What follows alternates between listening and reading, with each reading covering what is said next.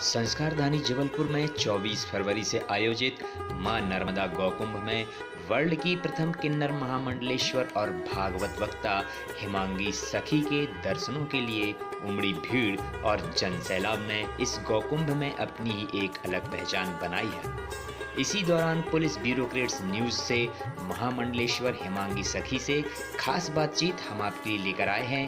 तो सबसे पहले तो हम आपसे ये जानना चाहेंगे कि आप विश्व की प्रथम किन्नर अखाड़े की महामंडलेश्वर हैं और आपका आगमन जो है संस्कारधानी जबलपुर में हुआ है, वो भी ऐसे अवसर पर जबकि यहाँ पर कुंभ का आयोजन हो रहा है। तो आपको यहाँ आकर के कैसा महसूस हुआ और यहाँ की जनता से आपको जो प्यार दुलार मिला है उसके विषय में आपसे हम जानना चाहेंगे। मुझे आपकी संस्कारधानी जबलपुर से बहुत अत्यंत प्रेम मिला है और यहाँ आके मुझे इतना अच्छा लगा है कि कोई शब्द नहीं है, मैं निशब्द हूँ उस बातों से।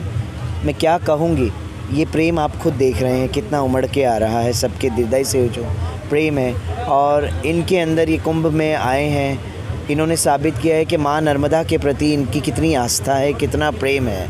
और मैं अपने बारे में कहूँ तो मैं विश्व की प्रथम किन्नर हूँ जो भागवत कथा कहती हूँ, राम कथा करती हूँ, देवी भागवत करती हूँ। मैं कई शहरों में कर चुकी हूँ, अब बहुत जल्द जबलपुर में भी होगा। ये संस्कारधानी को ये सौभाग्य का प्राप्त होने वाला है। हाँ, बहुत जल्द होगा। अच्छा, अभी मैं थोड़ा सा अपने प्रश्न को हटाते हुए अभी इस समय में जैसे जबलपुर में हो रहा है कि कुछ लोग जो है आपके किन्नर समाज का जो है मखौल उड़ा रहे हैं, कुछ लोग जो है नकली किन्नर बन के आपकी इस कौम को जो है बदनाम कर रहे हैं। ऐसे लोगों के लिए आप क्या देखिए, मैं ये नहीं जानती हूँ कि कौन नकली है कौन क्या है, मैं आपको हकीकत बताऊँ। और अगर कोई इस तरह से वेशभूषा धारण करता है, गलत करता है, तो मैं चाहती हूँ उनको भी कड़ी से कड़ी सज़ा मिलनी चाहिए। क्योंकि इससे क्या होता है, कौम का नाम खराब होता है, किन्नर समाज का नाम खराब। किन्नर जो होते हैं देवताओं की उच्च श्रेणी में आते हैं। किन्नरों का जन्म होता है दुआएं देने के लिए, आशीर्वाद देने के लिए, लोगों का कष्ट हरने के लिए, कष्ट देने के लिए कभी नहीं होता है। अगर जो किन्नर कभी किसी को बद्दुआएं नहीं देते हैं, सबको प्रेम देते हैं, क्योंकि ये समाज ही उनका अपना घर है और कोई नहीं है उनके अलावा, है ना।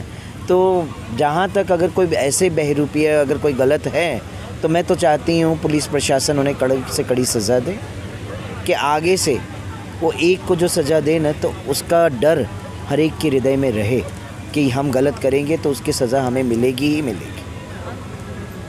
ऐसे हमने मुंबई शहर में भी कई स्त्रियों को देखा है जो किन्नर बनती हैं, है नहीं किन्नर, स्त्रियां हैं।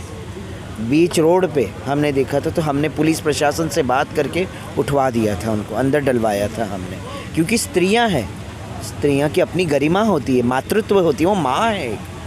और आप इस तरह से सिग्नलों पे खड़े रह के करेंगे तो कितना गलत लगता है। हमें खुद को चीप लगता है कि हम जब जाते हैं तो कोई ऐसा करे, जबकि हम सनातन धर्म के राह पे चल रहे हैं। जन जन के कल्याण हेतु हम कथा के माध्यम से प्रचार प्रसार कर रहे हैं, और अगर कोई ऐसे करते हुए दिखेगा तो हमें बहुत बुरा लगता है इस चीज़। अच्छा, एक आखिरी प्रश्न मैं आपसे पूछना चाहूँगा कि जिस प्रकार से देश में जो नदियाँ हमारी विलुप्त हो रही हैं और उनकी जो है पराकाष्ठा इतनी चरम पर पहुँच चुकी है कि कुछ दिनों में भारत से नदियाँ विलुप्त ही होने की कगार पर हैं। ये तो शास्त्र कहता है, शास्त्रों में वर्णन है। 10,000 वर्ष के बाद तो कुछ भी नहीं रहेगा, धर्म भी लुप्त हो जाएगा, लिखा है ना शास्त्र में। 10,000 वर्ष के बाद धर्म भी लुप्त हो जाएंगे, गंगा जमुना सरस्वती सबके सब अपने अपने लोक को चले जाएंगे, यहाँ कुछ भी नहीं रहेगा। क्योंकि जैसे जैसे कलयुग का समय बढ़ता जाएगा, घोर कलयुग जब आने लगेगा और उस समय सारी की सारी जितनी भी पवित्र नदियाँ हैं अपने अपने लोक को चली जाएंगी। फिर भी संस्कारधानी के द्वारा जो प्रयास किया जा रहा है माँ नर्मदा को बचाने के लिए, उसके विषय में आप क्या कहना चाहेंगे? देखिए, ये तो हमारा कर्तव्य बनता है कि हम अपनी माँ को बचाएं, है कि नहीं। ये हमारा कर्तव्य है कि हमें बचाना चाहिए, मगर समय और वक्त किसी को नहीं छोड़ता। तो पुलिस ब्यूरोक्रेट्स न्यूज़ के माध्यम से आप देश की जनता को क्या संदेश देना चाहेंगे कि हमारी नदियों को बचाने के लिए जनता को क्या करना चाहिए? जनता को जागरूक करना चाहिए, सफाई अभियान चलाना चाहिए, और जनता को मैं यही कहूँगी कि आप नर्मदा जैसी पावन भूमि में आपका जन्म हुआ है, आप यहाँ रह रहे हैं, नर्मदा को बचाने का प्रयास करे, अपनी माँ को बचाने का प्रयास करे, उसमें गंदगी ना डाले। जितना हो सके हमें खुद को सफाई रखनी चाहिए वहाँ पे। अगर वहाँ हम जाते हैं, बैठते हैं, अगर खाना वगैरह या कुछ भी खाते हैं तो वो कचरा उसमें ना डालें, क्योंकि नर्मदा अति पवित्र माँ नर्मदा है ना।